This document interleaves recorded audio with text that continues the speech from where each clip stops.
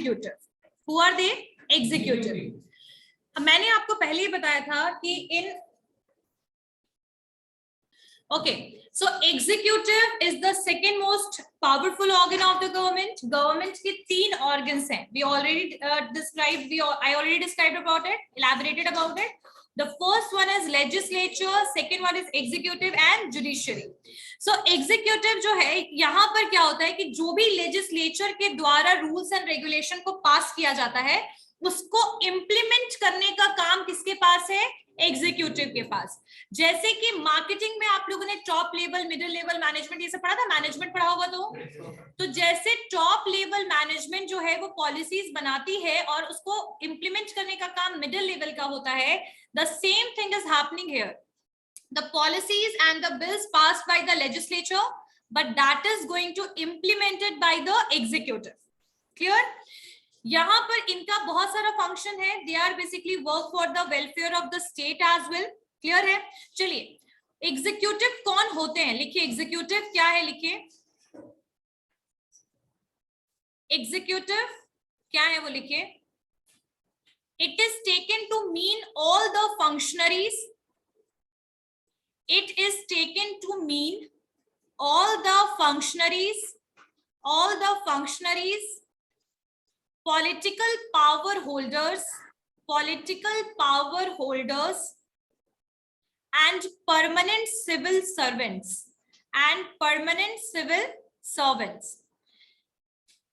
इसमें क्या आएगा आपका?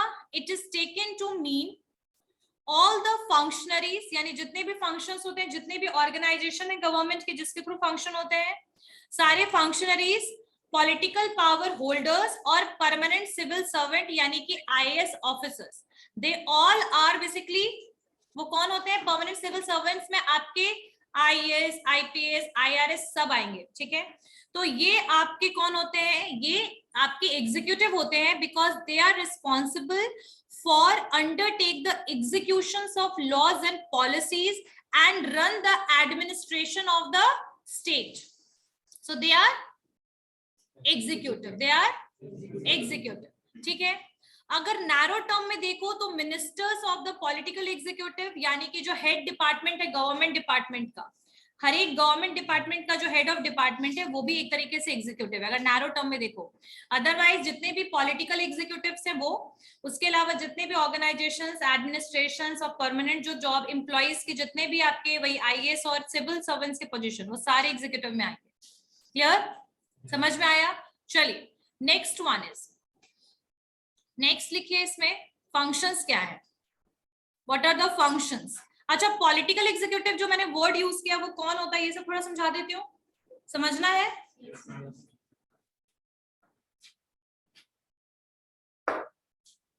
पहला लिखिए इसमें पॉलिटिकल एग्जीक्यूटिव कौन होते हैं, सुनिएगा, जिसको मिनिस्टर्स कहते हैं। कौन होते हैं वो? They are ministers. ठीक है, इनमें एग्जीक्यूटिव हेड होगा।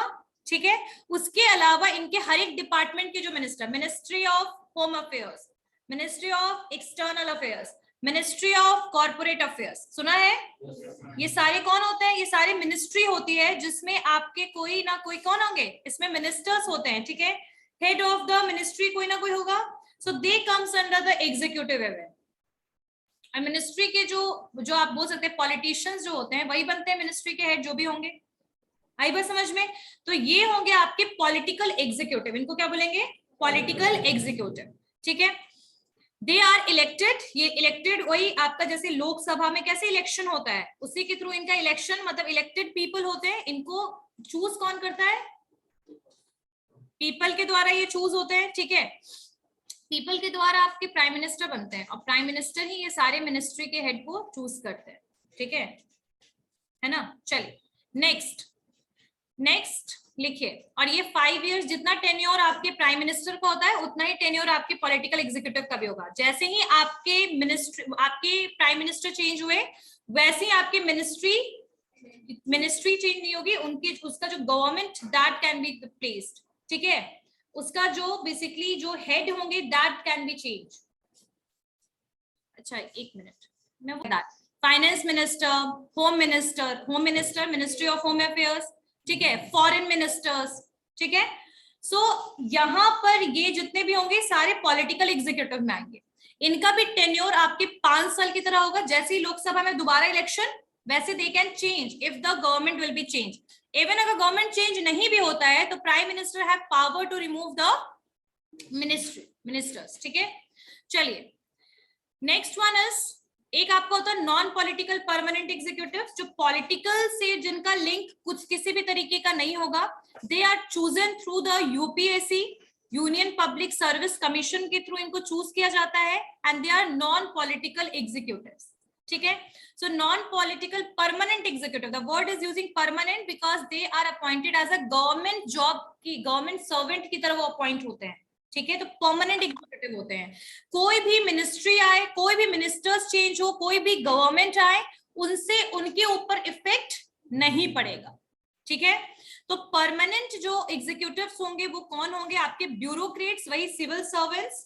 ठीक है, और यहाँ पर ब्यूरोक्रेट्स में लोएस्ट टू हाईएस्ट लेवल, और ये क्या करते हैं? आपके डे टू डे जो एडमिनिस्ट्रेशन वर्क होता है, day to day district level पे जो एडमिनिस्ट्रेशन वर्क होता है, उनको क्या करते हैं? ये मैनेज करते हैं, उनको देखते हैं। कौन? आपके सिविल सर्वेंट्स। क्लियर? ठीक है, सिविल सर्वेंट्स जो होते हैं वो पॉलिटिकल न्यूट्रल होते हैं। मैंने आपको पहले ही बताया, कोई भी गवर्नमेंट आए, कोई भी गवर्नमेंट जाए, उनके ऊपर इस चीज का कोई भी इफेक्ट नहीं पड़ेगा उनके जॉब के ऊपर। क्लियर है? पॉलिटिकल न्यूट्रल होते हैं, और उनका कोई भी पॉलिटिकल पार्टी से लेना देना नहीं होता है। They are working for them, they are working for the government only, they are not working for the specific political party. Always remember that they are working for the government, they are not working for any political party. Clear? इनका job जो होता है वो secure होता है। Laws policies जो भी होगा वो गवर्नमेंट को ध्यान में रखते हुए बनाया जाता है, गवर्नमेंट के हिसाब से। जैसे कैसे अपॉइंटमेंट होता है एसएससी में, है ना, बीपीएससी, यूपीएससी, सब गवर्नमेंट के हिसाब से होता है, पॉलिसीज के हिसाब से। तो यही इनका सिचुएशन है। ये ज्यादातर एजुकेटेड, मोस्ट एजुकेटेड पर्सन होते हैं, और इनको बहुत ही डिफिकल्ट एग्जामिनेशन को पास करके उनको ये पोजीशन मिलती है। They are the policy makers. Always remember that politicians are the representator, they are the representator of the in front of public, वो रिप्रेजेंट करते हैं। बट द पॉलिसीज, लॉज, ठीक है, सोशल वेलफेयर के लिए जो भी काम होता है, ठीक है, प्लान्स वगैरह जो बनता है, ये सारा का सारा यूपीएससी जो क्लियर पर्सन होते हैं, यानी सिविल सर्वेंट, आईएएस, ये लोग बनाते हैं, because they are highly educated, skilled people. Clear हो गई बात? समझ में आ गया? उसके अलावा इनको ट्रेनिंग प्रोग्राम्स भी मिलता है। Once they will clear the examination, they will get the training programme as well, that how they have to work for the Indian administration. Clear हो गई बात? समझ में आया? चलिए, अब फंक्शंस क्या एग्जीक्यूटिव का ये पढ़ते हैं। समझ में आ गया कि एग्जीक्यूटिव्स में आपके पॉलिटिकल मिनिस्टर्स आएंगे और नॉन पॉलिटिकल परमानेंट एग्जीक्यूटिव्स आएंगे। क्लियर हो गया? आई थिंक समझ में आया। चलिए, next point is functions of the executive. The first function is enforcement of laws. Enforcement of laws, enforcement of laws of executive. What are the functions of executive? The first one is enforcement of laws. Enforcement of laws, maintaining law and order in the state, maintaining law and order in the state, or we can say in the whole country. Who are doing this job? Executive. ठीक है, legislature का काम law बनाने के बाद, act बनने के बाद खत्म, but after that the work of executive will be started. Clear? यहाँ पर रिस्पॉन्सिबिलिटी एग्जीक्यूटिव का यही है कि अगर कोई भी, या तो कोई भी इंसेंटिव हो गवर्नमेंट के थ्रू, कोई सोशल वेलफेयर का हो, या कोई प्लान हो, या फिर कोई बोल सकते हैं कि कोई स्कीम हो, ये हर एक पर्सन तक पहुंचे, गांव गांव तक, शहर से लेके हर गांव के हर लोग तक पहुंचे, ये एग्जीक्यूटिव इंश्योर करवाता है। ठीक है, so main work is wahi implementation, maintaining law, and in a organized way. In which way? In a organized way. Clear हो गई बात? समझ में आ गया? Appointment making function. The second function is appointment making function. Appointment making functions. Appointment making function.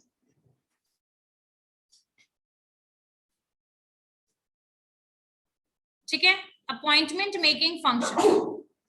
तो जितने भी major appointments वगैरह होते हैं, जितने भी मेजर अपॉइंटमेंट वगैरह होंगे, that is made by chief executive. Who is chief executive?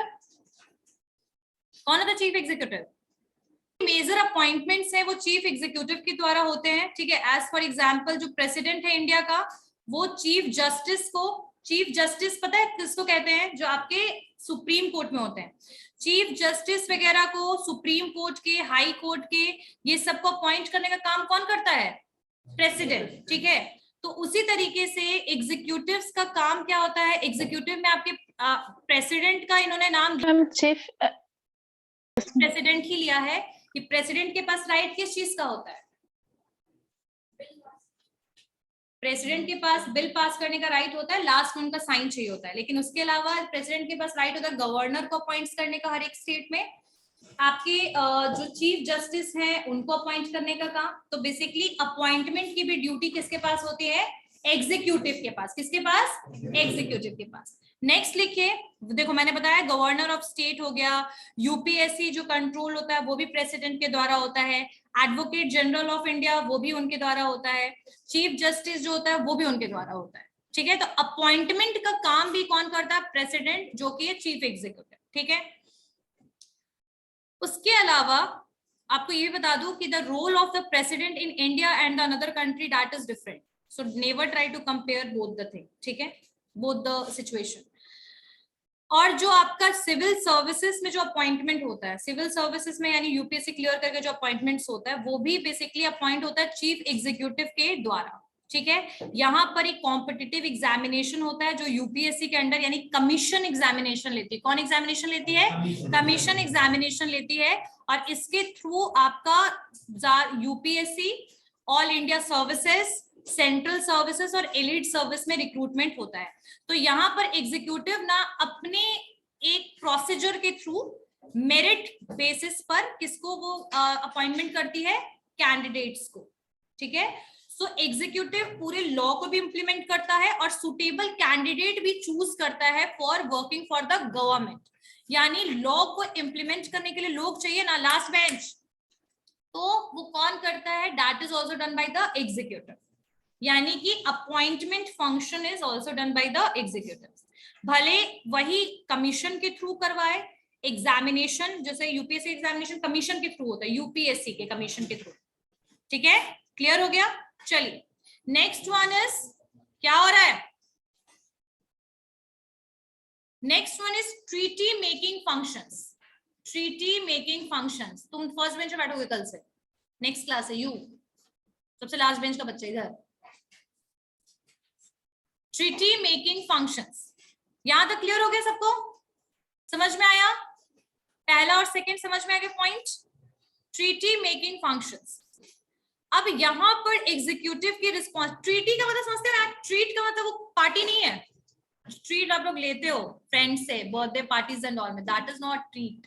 That is, यहां पर वो ट्रीट की बात नहीं हो रही है, in short I want to say, ठीक है। तो यहां पर किस चीज की बात हो रही है? So treat making, treaty making function का मतलब होता है कोई भी एग्रीमेंट और सिग्नेचर। जैसे फॉरेन के साथ हमने, फॉरेन किसी कंट्री के साथ हमने किसी भी तरीके का ट्रीटी साइन किया। ट्रीटी साइन करना यानी कि एग्रीमेंट करना, टेक्नोलॉजी से रिलेटेड एग्रीमेंट होता है, पॉल्यूशन कंट्रोल से रिलेटेड एग्रीमेंट होता है, एनवायरमेंट से रिलेटेड आपका ट्रीटी बनता है। सो रिस्पॉन्सिबिलिटी एग्जीक्यूटिव का है कि हमें ट्रीटीज कैसे साइन करने, और ट्रीटीज हमेशा किसके साथ साइन होता है? अदर कंट्रीज के साथ, ठीक है। द एग्जीक्यूटिव नेगोशिएट करता है ट्रीटीज में, और वो डिफाइन किसके थ्रू होता है? वो ट्रीटी किसके थ्रू बनता है? इंटरनेशनल लॉ के थ्रू। क्योंकि अपने कंट्री का लॉ तो आप यूज नहीं कर सकते ट्रीटी में, आप दूसरे कंट्री के साथ डील कर रहे हो। इसीलिए जो दो कंट्री आपस में ट्रीटी बनाती है और अपने कंसेंट से साइन करती है, एक तरीके से एग्रीमेंट बनाती है, तो उसको बेसिकली निगोशिएट करने का काम भी कौन करेगा? एग्जीक्यूटिव। यानी उसमें कुछ ऐसे पॉइंट्स होंगे जो एक्सेप्टेबल नहीं होगा कंट्री को, तो उसको निगोशिएट करने का मतलब क्या होता है? बार्गेन करना। तो निगोशिएट करने का काम भी कौन करेगा? एग्जीक्यूटिव करेगा। क्लियर है? और ट्रीटीज जो बनेगा वो किस बेसिस पे बनेगा? That will made according to the international law, ठीक है। That is not according to the specific country's law, but that is according to the international law.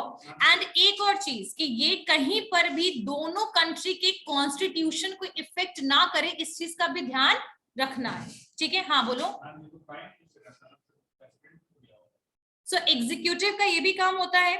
उसके अलावा यहाँ पर जो ट्रीटीज में कोई रेटिफिकेशन हो या कोई चेंज हो, कई बार ऐसा भी होता है ट्रीटी साइन करते तो लेजिस्लेचर आपके अगेंस्ट चला जाता है, ऐसा भी कई बार होता है। तो ये सारी सिचुएशन को मैनेज करना, ये सारी रिस्पॉन्सिबिलिटीज किसकी है? और लेजिस्लेटिव का अप्रूवल लेना एग्जीक्यूटिव की रिस्पॉन्सिबिलिटी है। यानी लेजिस्लेचर से वो अप्रूवल भी वही लेगा, ट्रीटी को साइन करने का भी काम वही करेंगे। फॉरेन डील हो, चाहे वही बताया मैंने ना, फॉरेन रिलेटेड कोई भी अगर ट्रीटी साइन होता है तो उसके लिए लेजिस्लेचर का भी अगर अप्रूवल चाहिए तो वो भी एग्जीक्यूटिव ही लेगा, ठीक है? सो यहाँ पर इनका फंक्शन और क्या है? Treaty making function. Next point is defence. क्या हो गया? प्रत्यय लिखिए, defence, war and peace function, war and peace function. अभी किसके किसके बीच में टेंशन चल रहा है? दो कंट्री, इंडिया किसके साथ चल रहा है? इंडिया चाइना, नेपाल के साथ भी कहीं ना कहीं एक हद तक, ठीक है? चलिए, तो डिफेंस की अगर हम बात करें तो वॉर एंड पीस फंक्शंस, ठीक है? डिफेंस जो है that is for what? For saving our country we required a arm, proper defence, army, people. True, अपने कंट्री को बचाने के लिए किसकी जरूरत पड़ेगी? आर्मी की। और आर्मी हमारे यहाँ किस लेवल पे काम करती है?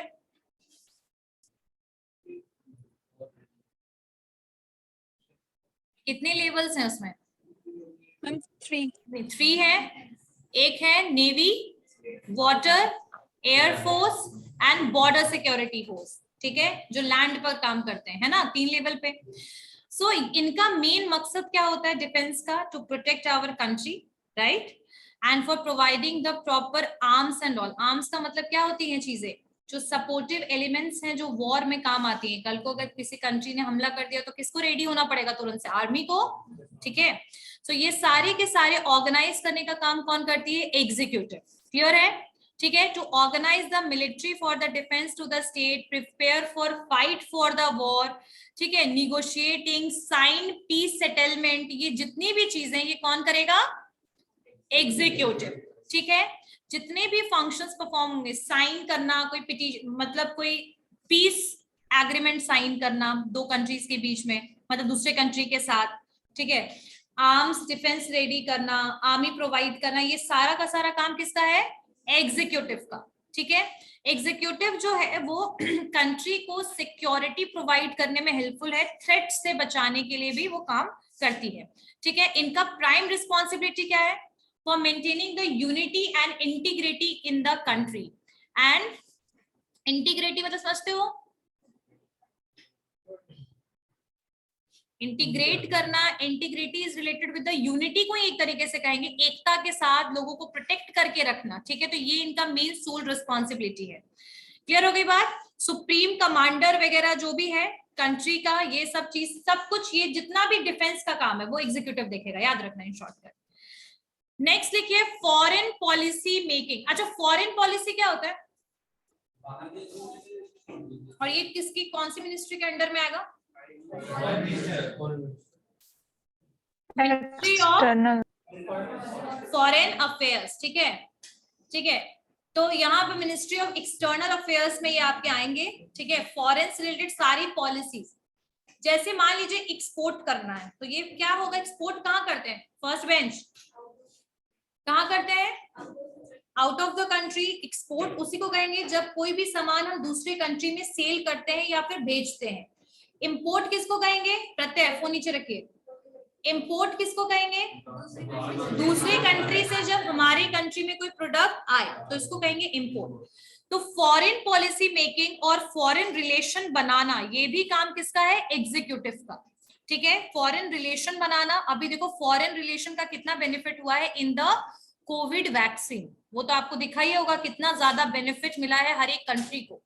यहाँ पर आपको पता है कि अब हम लोग ग्लोबलाइजेशन एरा में है ना। अब हम लोग ग्लोबली इंडिपेंडेंट है, हर कंट्री हर दूसरे कंट्री के साथ डील कर रहा है लगभग। ऐसे सिचुएशन में for maintaining the relationship with the foreign country, that is very much important. If you want to take the technological advancement and if you want to use the potentially the globalization scheme, what we have to do, मतलब globalisation को properly use करने का तरीका क्या हो सकता है? जब आप फॉरेन के साथ रिलेशन बेटर कीजिए, ठीक है, फॉरेन पॉलिसीज प्रॉपरली बनाइए, है ना। तो ये भी काम किसका है? एग्जीक्यूटिव का है, फॉर्मुलेट करना foreign policies with the national interest, यानी अपने इंटरेस्ट को देखते हुए foreign policy banana. This is also the function of executive. ठीक है, इनका मेन गोल क्या होगा? What is the main goal of the foreign relation? Increasing the export, increasing the FDI, increasing the employment opportunities, as well as we have also think about the domestic players or domestic industries who are in our country. So with the national interest, we have to make the foreign policies. जैसे exchange rate क्या होगा, deficit हो रहा है, surplus हो रहा है, balance of payment, export कितना हमें इंक्रीज करना चाहिए. जैसे फॉरेन ट्रेड पॉलिसी है हमारे कंट्री में, फॉरेन ट्रेड पॉलिसी है, फॉरेन एक्सचेंज मैनेजमेंट एक्ट आया था, है ना. तो आए दिन फॉरेन से रिलेटेड बहुत सारे आपके क्या बनते हैं? एसोसिएशंस बनते हैं, कमीशंस बनते हैं ना. तो that is basically for making the foreign policies. Clear? यहां तक समझ में आ गया? Now the next point is policy making. Policy making. So policy का मतलब समझते हो क्या होता है? नीति. Very good. और इसका सबसे ज्यादा पॉलिसी बनाने का काम नीति आयोग का ही है एक तरीके से, ये भी बता दूं मैं. सोशल वेलफेयर के लिए वही बनाते हैं, आपको पता है ना. सोशियो इकोनॉमिक डेवलपमेंट के लिए जितने भी प्लान्स बनते हैं वो नीति आयोग के थ्रू ही बनते हैं, जिसका हेडक्वार्टर मैंने आपको बताया. Always for the development, always for the development of the country. Policy making हमेशा किस लिए होता है? कंट्री के डेवलपमेंट के लिए होता है. अपने रिसोर्सेज को प्रॉपरली यूटिलाइज करें, कैसे अपने फाइनेंशियल रिसोर्स को हर जगह पे प्रोवाइड करें, रूरल एरिया से लेकर के पूरे अर्बन एरिया तक डेवलपमेंट हो, इसका भी काम पॉलिसी के थ्रू कंट्री करता है. वेरियस स्कीम्स लेकर आता है, वेरियस पॉलिसीज बनाता है, इकोनॉमिक डेवलपमेंट पे काम करता है. तो पॉलिसी मेकिंग और मॉडर्न वेलफेयर, ये सारी की सारी चीजें कौन करता है? एग्जीक्यूटिव. ठीक है, एग्जीक्यूटिव का काम क्या है? कैरी करना कोई भी तरीके का policy for objective of promoting and for welfare of the people. जैसे कि आपने स्कीम सुना ही होगा, स्वच्छ भारत अभियान आया था अभी. कब आया था स्वच्छ भारत अभियान? 2 अक्टूबर 2014. ठीक है, और उसमें पता है क्या सीन हुआ था? क्या बोला? Functions related to the laws making. Functions related to the laws making. तो अगर हम लॉ मेकिंग की बात करें तो लॉ मेकिंग का काम तो लेजिस्लेचर का होता है, लेकिन कुछ फंक्शंस हैं जैसे कि एग्जीक्यूटिव कुछ फंक्शंस वगैरह में पार्टिसिपेट करते हैं, जैसे बिल वगैरह को प्रोवाइड करवाना. ठीक है, बिल्स वगैरह में अगर कोई चेंजेस करना है तो वो करना, वो सब काम एग्जीक्यूटिव का होता है. पास करने का काम नहीं होता एग्जीक्यूटिव का, but changes in the bills, bill तब तक है जब तक वो इन्फोर्स नहीं हुआ है.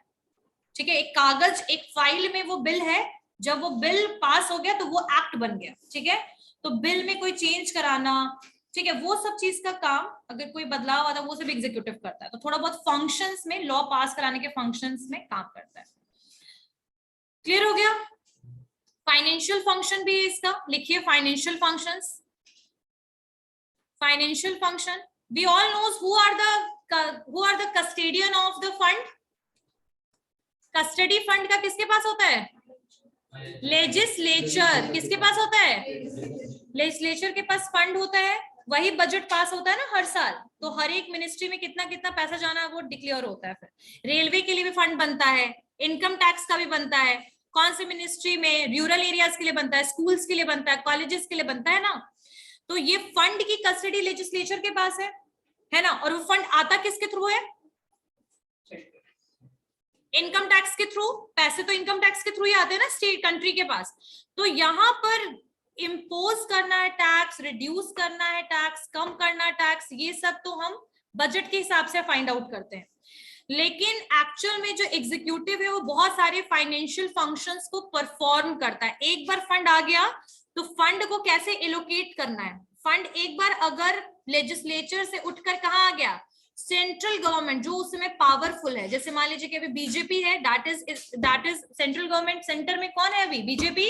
तो अब उनके पास एक बार फंड आ गया तो कौन से फंड को कहां देना है और कितना देना है, that is decided by the executive.